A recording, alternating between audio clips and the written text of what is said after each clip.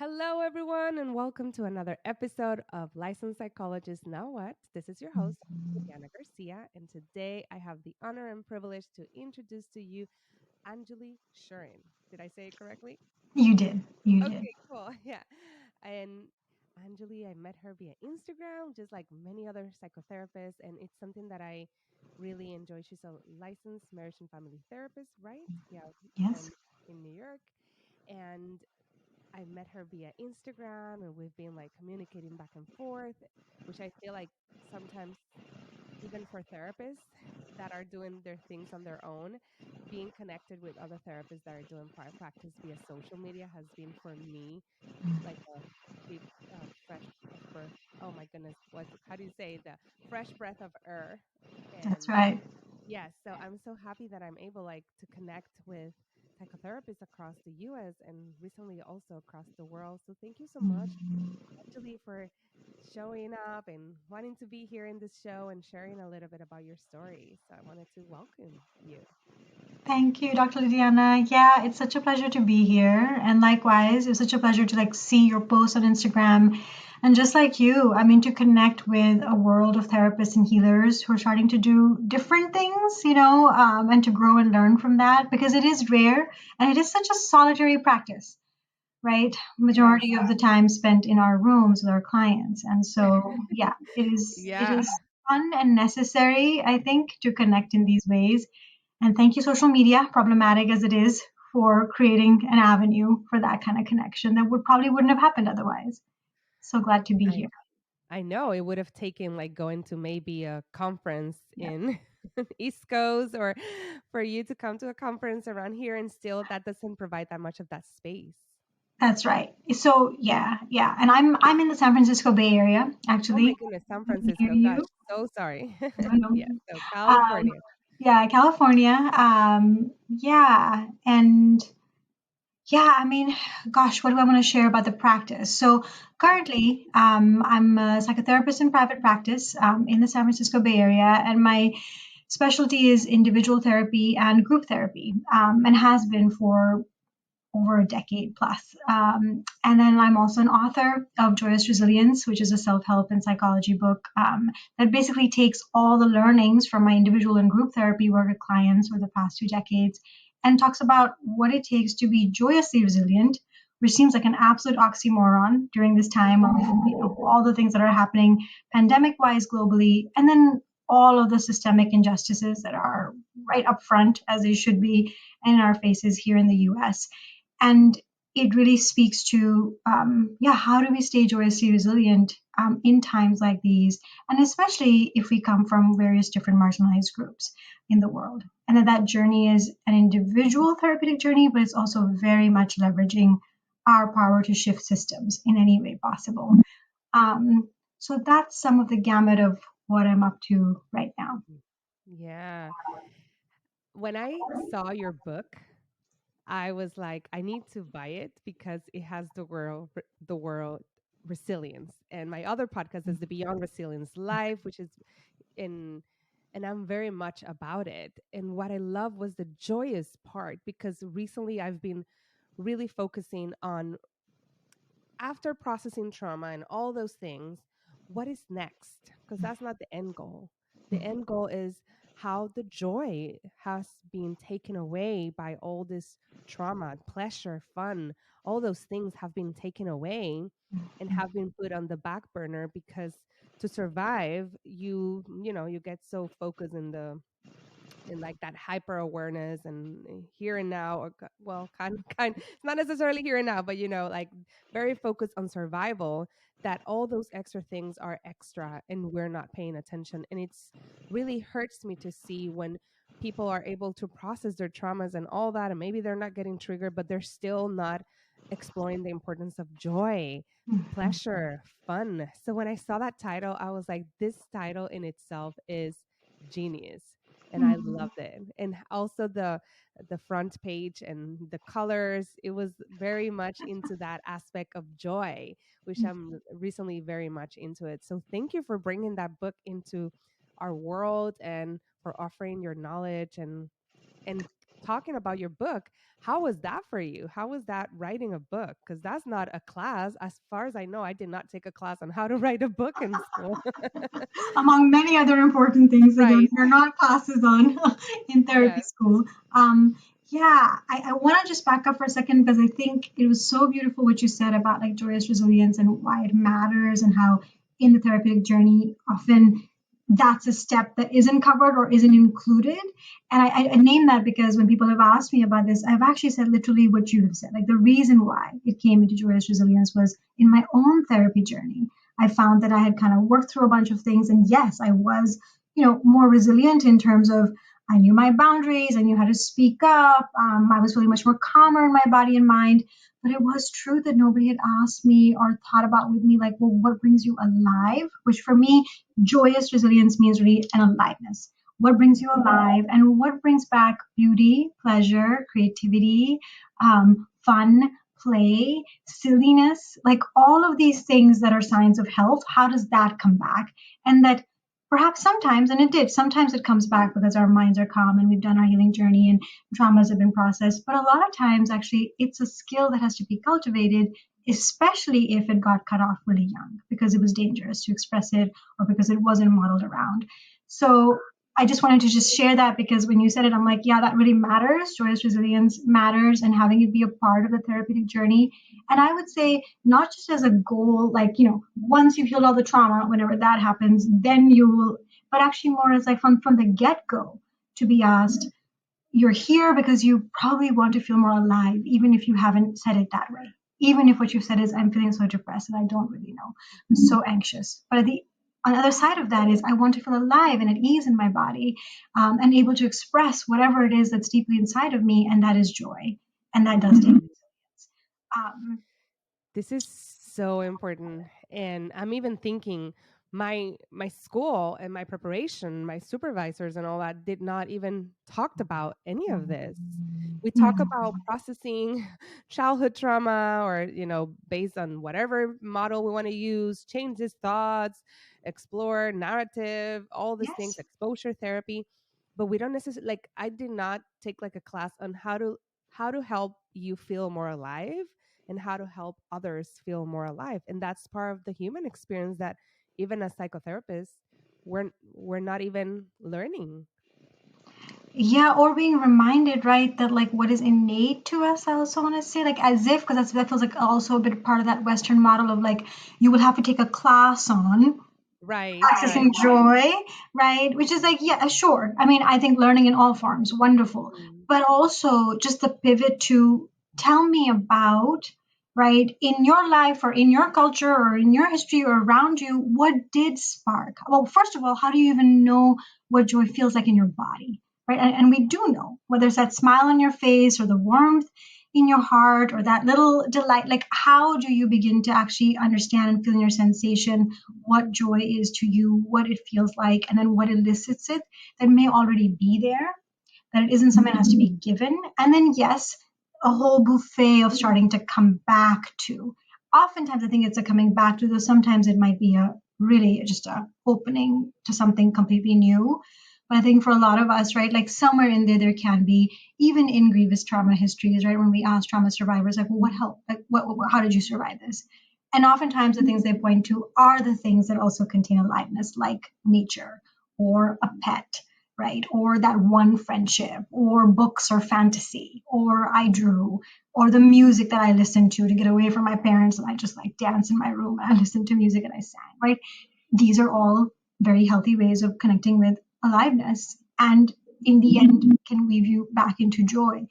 So, but yes, like, just like having that as a framework really to go, we're Yeah. here to bring back aliveness and joy and that it's necessary and that it's not a luxury or some afterthought.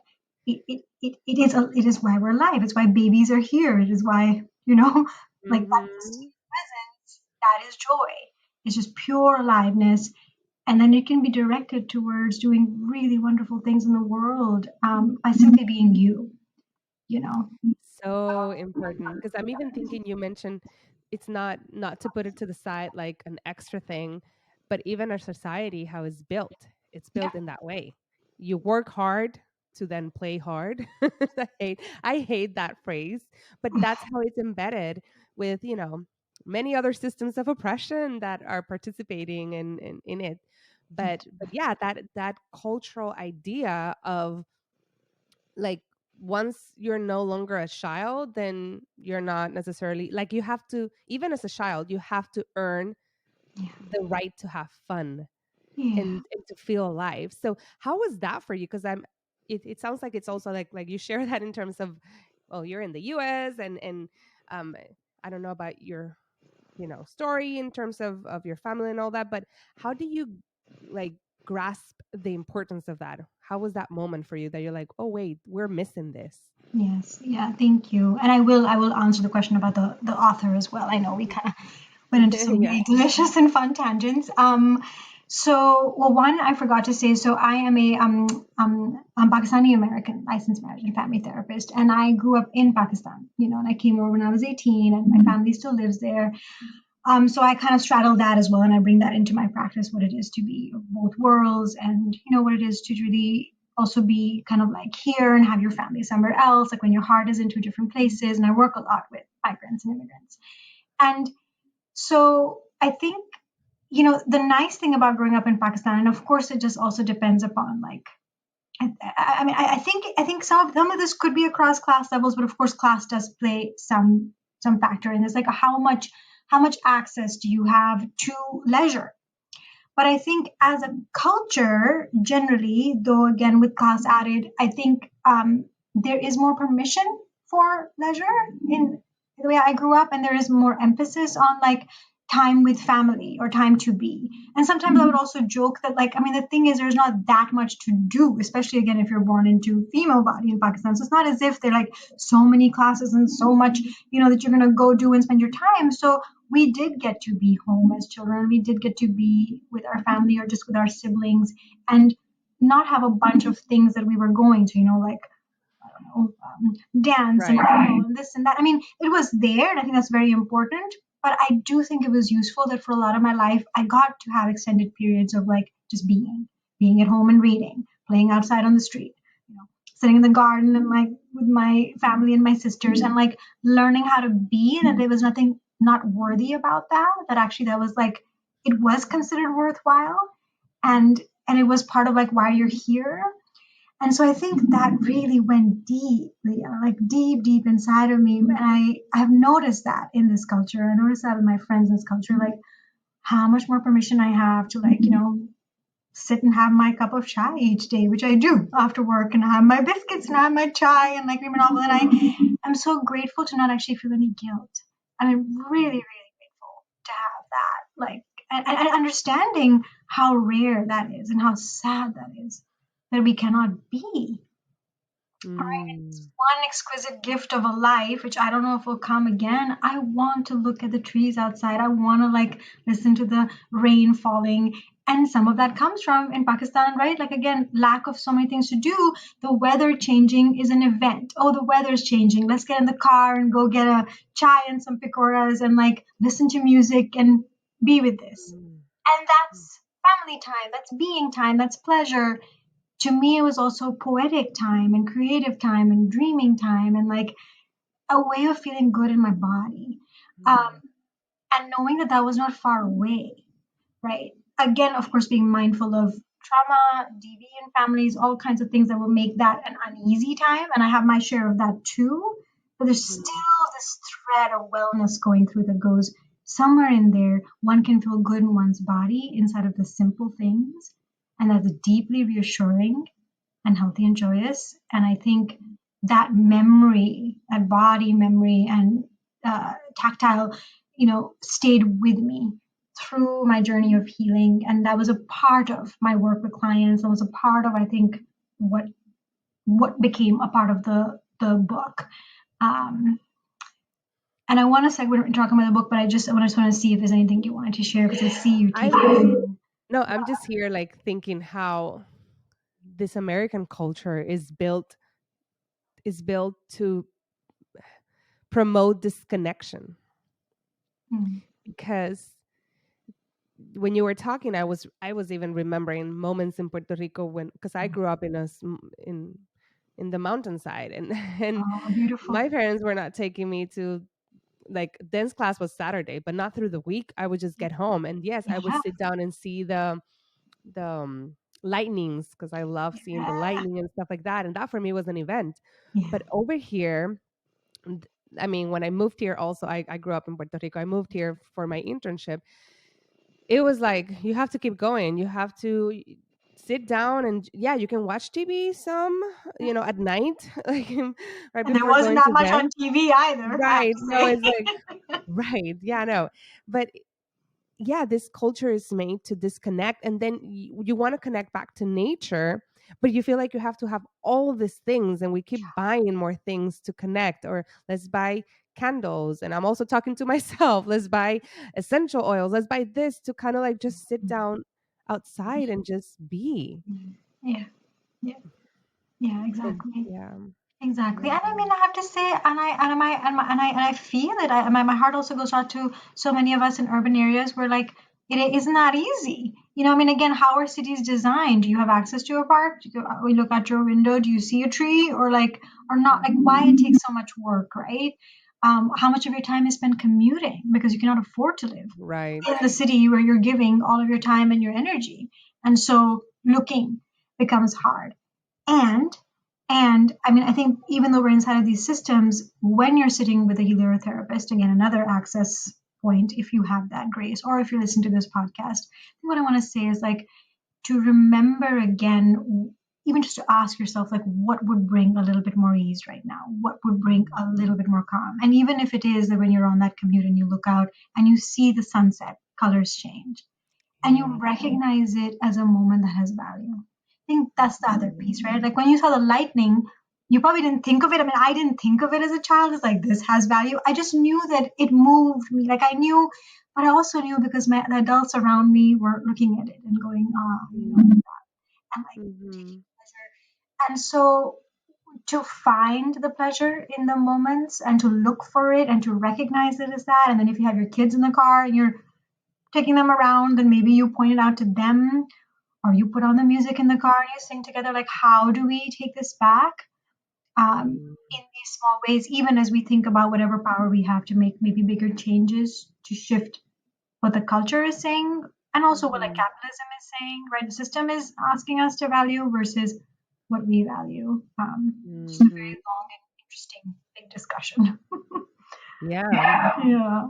No, it's so important. And I wonder how was it for you when you moved then here? That you like was it like a little of a cultural shock of people like, the go, go, go and not pausing? And did you ended up also going through that process yourself? Yeah. Think. I mean, it is funny, like how much like nature nurture, right? Like I do Right. think that there was a part of me that did buck it quite a bit because I mean, I just was coming from a different base, And like I said, again, some of that thing that like because it had been permission so much, and I think there was some deep knowing of like it's okay to pause and rest. It didn't as much. It could have. I also, because of that, I mean, I chose a program or a college campus that was quieter. And I chose somehow intuitively, classes that were smaller. And so I think some choices I made helped that. But of course, right alongside it was all the stuff around, competitiveness and perfectionism and what grades are you getting and like how well are you doing. So there's another way that can insidiously come in around what are you achieving, which could have turned Right. into more. In my case, I think what it turned into and what I had to heal was like a decade plus of like very useful training and workshops in my own work, it was very useful and it definitely set me up. But at the end of that decade, I remember like me waking up with a joyous resilience was like, oh my gosh, like what else is there? Like I don't want to go to another workshop anymore. Like I want to take this stuff and like build a life where now it's in my life, right? That I'm feeling alive and joyous. I'm not having to go to a workshop in order to feel aliveness or joy or connection. And I think that was a really good pivot. That was back to like what brings me alive here and now. Also, what brings me alive beyond my career. Very obvious question, I Yes. suppose. But I think I just had not had time to ask that because I really was in personal therapeutic journey and I'm going to be a therapist and I'm going to build my practice. And as you know, it takes a long time and Yes. all of these things. And then it was just like, hang on, I was trying to feel stale, even though I had all of this great work I'd done. And it was from that that I had to ask again, like, well, what do I want? What makes me alive? And it took me back again into like when I was a child and being like, oh yeah, I used to like to write poems, or oh, I like to dance, and I've not taken a dance class. I didn't take a dance class in college, or I took one because I was afraid that it would affect my GPA. You know what I mean? That like I like that the sadness of that like I did get cut off from joy out of the fear of that. Who are you? What are your grades? You know, what are you going to achieve? And sure, I got the GPA, but nobody talked to me about number one, why in the world is this about GPA? First of all, Right. what is it shifting about your choices and what you're actually would have opened to if that had not been on your radar?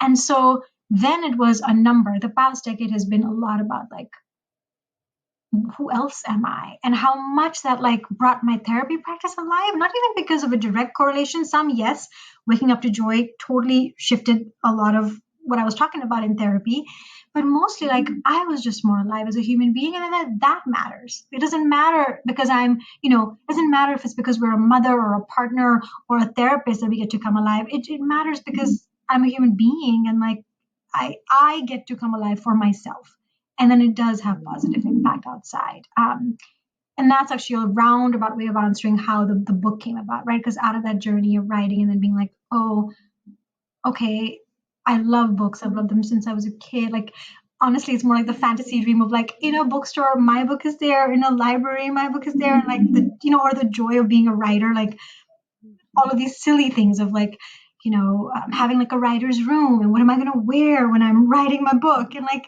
it was like a child playing. And in that was also the clinician and the human being and the work I'd done. All of that came together to like, let me birth a different part of me and also be of service. And I think it was really, really good. It was really good to have something else that was mine and another way to express. And kind of like long-term relationship, I've been in a long-term relationship as a therapist, and it has its ups and downs, and it's a honeymoon period, and then you go away. To fall back in love or to sustain the long-term relationship as a therapist that I practice, I had to do what many partners have to do. I have to go and find other parts of me, and like keep that alive in order to keep this thing. Otherwise, I think I would have really burnt out. So. So many different nuggets and places to go with what you share. And I love how you mentioned the aspect of writing the book, because from my colleagues and friends that are writing the book, and I've thought of it, but I'm like, that sounds like not joyous. Then it's not on the menu right now then. But how you mentioned that even like the play and getting dressed to write your book, I would never have thought of that. That sounds so fun.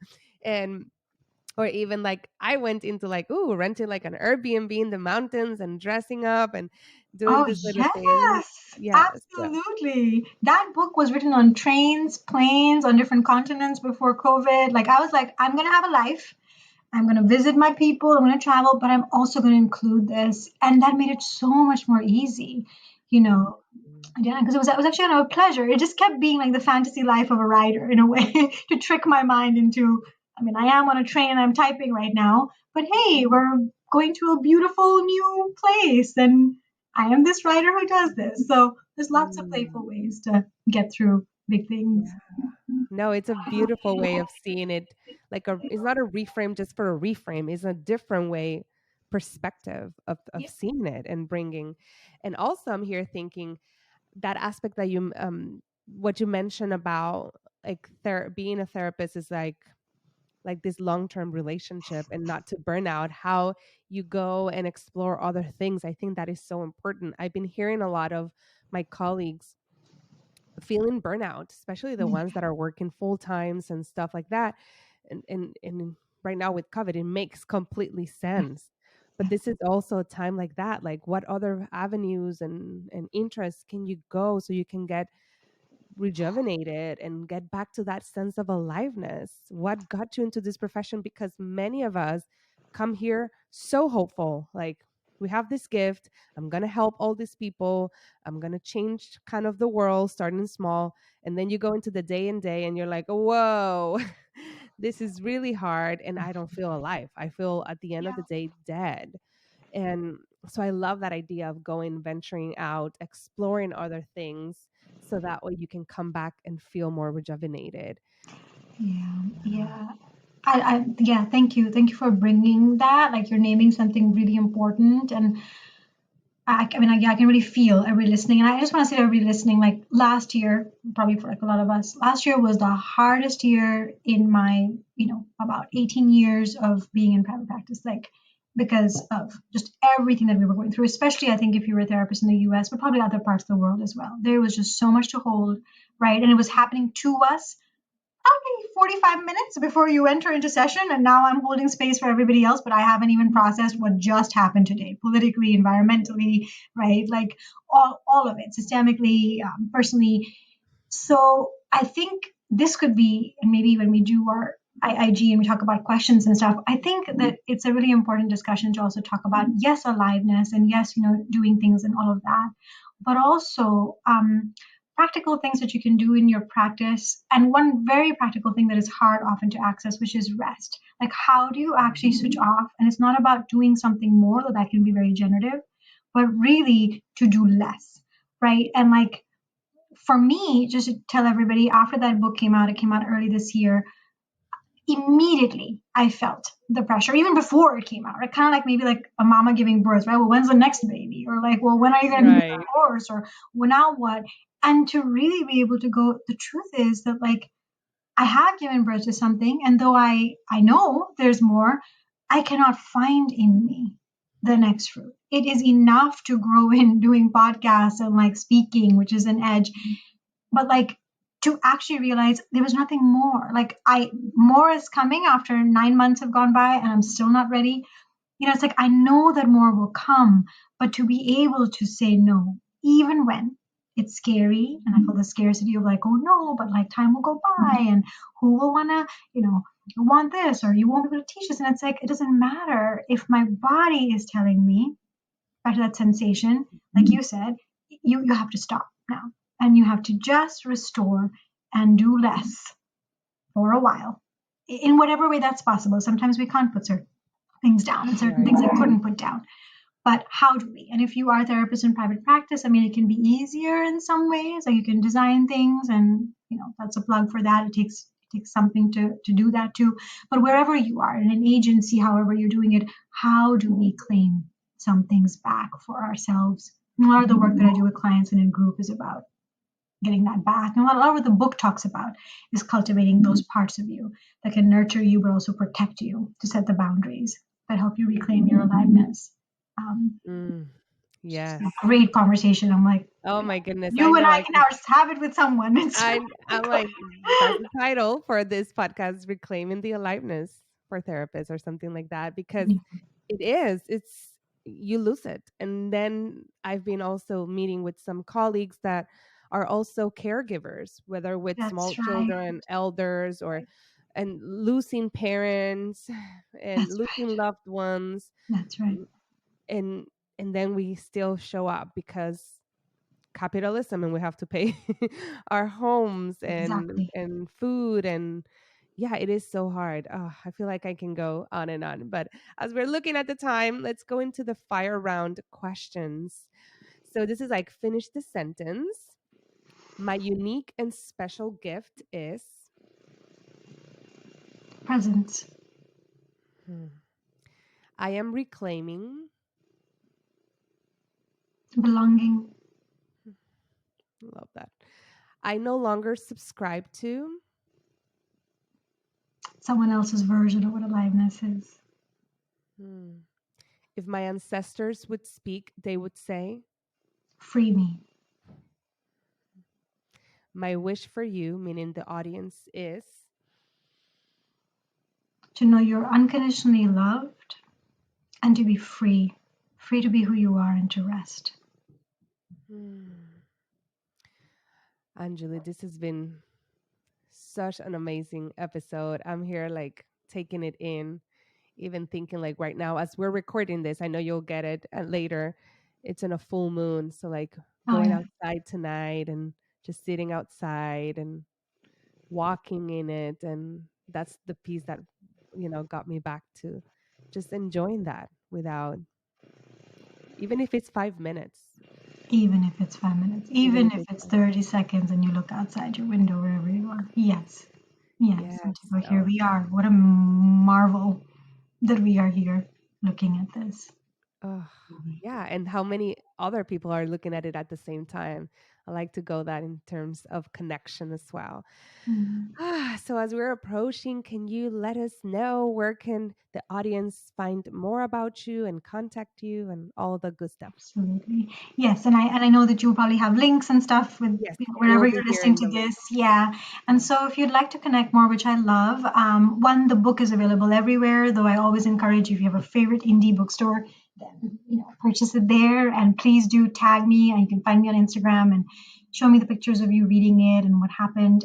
Also, there are 9 free guided meditations that should be linked in either other of these, and those meditations guide you through the voices inside that are going to allow you to connect with that joyous resilience and permission yourself to nurture yourself and to set those boundaries and to go out and look at the moon when it's time. And Mhm. so those are available for free on my website. Just follow the link.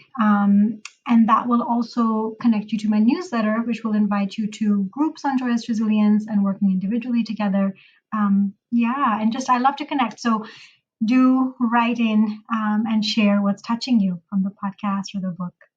And thank you so Mm. much, Dr. Lydiana, for having me. This was a wonderful conversation. Oh, yes. Thank you for saying yes, for the calling, and for sharing this very simple yet super profound, important Yeah, lessons that everyone, not only therapists, are being everyone. told to do, Yeah, especially right now, especially with the transition that this world is taking to come back into presence, into aliveness that will help us.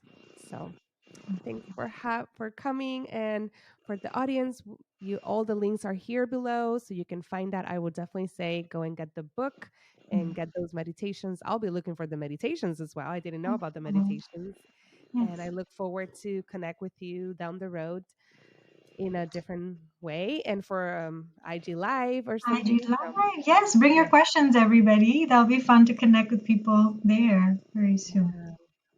Thank you again. See you next Thank time. you. Bye.